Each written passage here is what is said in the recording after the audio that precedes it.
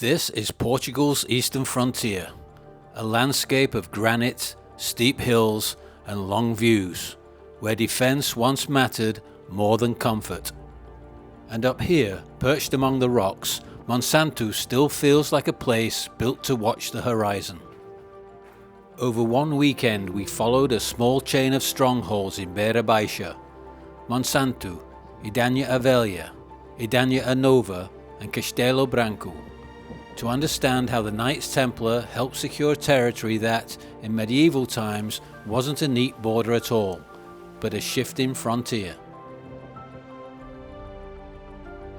To reach Monsanto, you don't just arrive, you climb.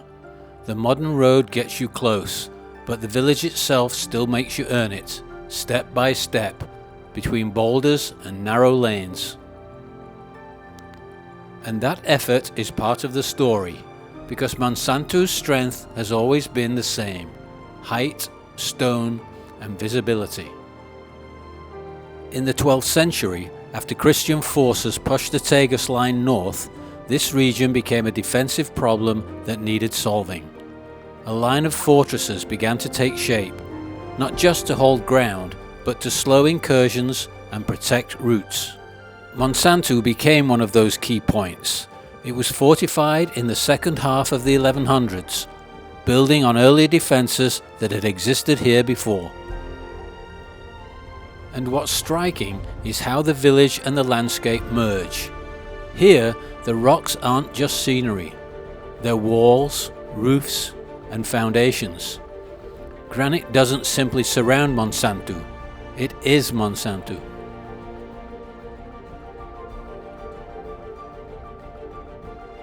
As we climbed, the village kept offering little reminders that this wasn't just a castle on a hill. It was a community built around the idea of protection. Along the way, you pass the practical things that a hilltop settlement needed to survive.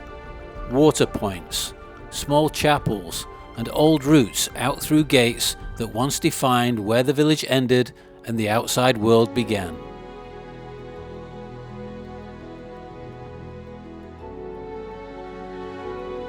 Then there are the pig pens, small stone enclosures with domed roofs tucked into the slopes. They look humble, but they were essential. A long-term food supply that helped people live in a place where farming space is limited and winters can be harsh. Near the castle, the ground levels and the wind picks up, and you begin to feel how exposed this hilltop really is. This is where Monsanto's medieval story really takes shape. The Templars established their citadel on the highest point, a natural stronghold and a statement of control. And close by, they built the Church of São Miguel, traditionally associated with the period of Gualdin Pais. The order's rules required the brothers to live separately from the civilian population.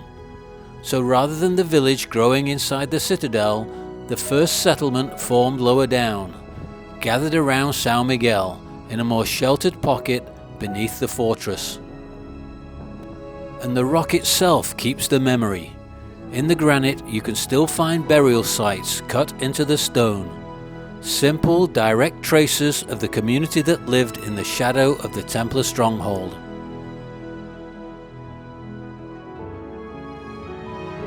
The castle complex we see today is the product of multiple phases. It begins with the Templar stronghold on the highest point, and then, over the centuries, the fortifications expanded and were reshaped to suit new threats, new rulers, and new military technology. In modern times, restoration work helped define the outline we walk through now, which is why Monsanto is best understood as an evolving fortress, rather than a single moment frozen in time. This is also where a helpful reality check comes in. Not every doorway or opening we see is guaranteed to be medieval in its present form. Fortresses get repaired, cleared, rebuilt, sometimes in ways that look ancient even when they're not. So the best way to understand Monsanto is as a working defensive landscape, an evolving fortress adapted again and again to the threats and the politics of its time. At the very top, the citadel was the simplest version of a small frontier castle, an enclosed space, controlled access, and a keep positioned to dominate the surroundings. That keep no longer stands, and its absence is part of the story too. Over the centuries, fortresses were reused as magazines and strongpoints, and accidents could be catastrophic. Even without the tower, you can still read the intent. This was never meant to be comfortable, it was meant to hold. And when you look around at those distant ridges, it's easy to understand why the Templars and later authorities valued a place like this. From here, the frontier is visible.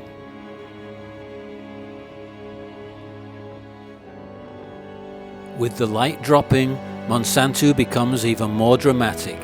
The stone warms, the shadows deepen, and the village feels almost suspended between the medieval world and the modern one.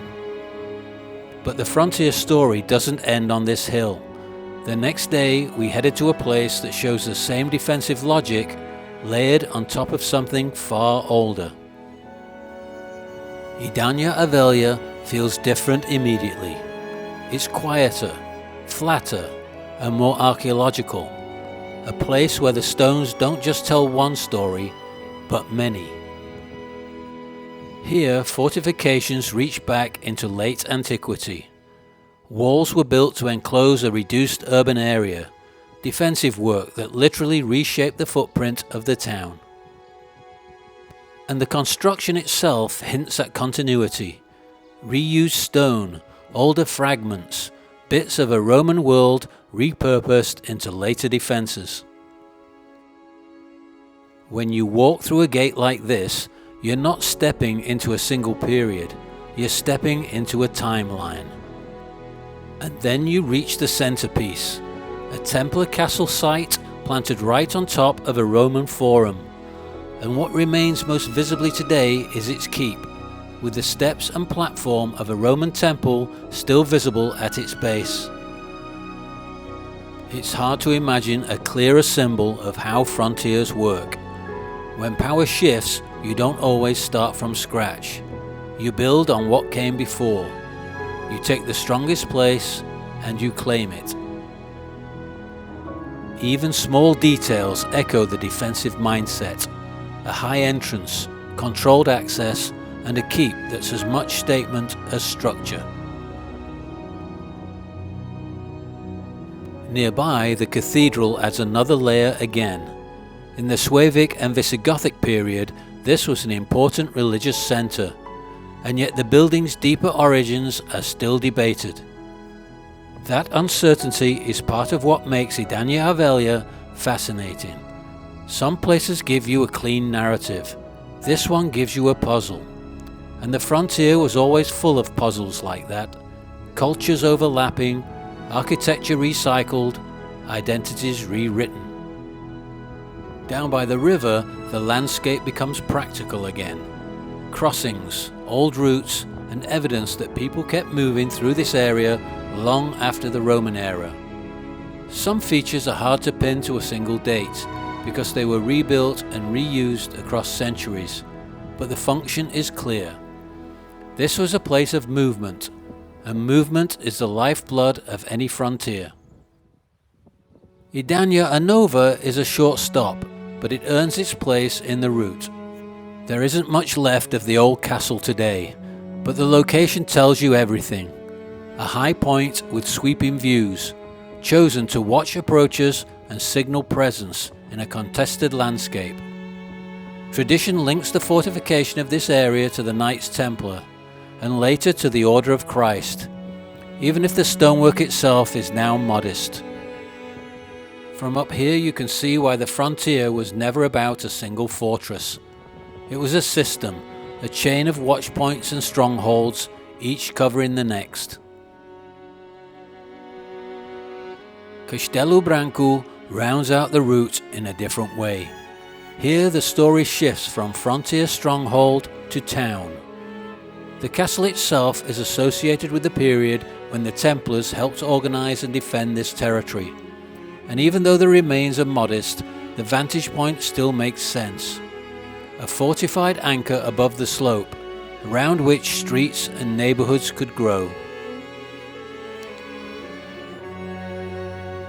And once again, the Templar thread runs through the background, not as a single dramatic moment, but as part of the wider process of consolidating territory. Then suddenly, Baroque order, the Jardin du Paço Episcopal. After 2 days of stone walls and frontier logic, this feels like a different world. Terraces, symmetry, ornament. But it's still part of the same long arc. Once a frontier stabilizes, power expresses itself differently. Defense becomes administration, strongholds become institutions, and landscapes become statements.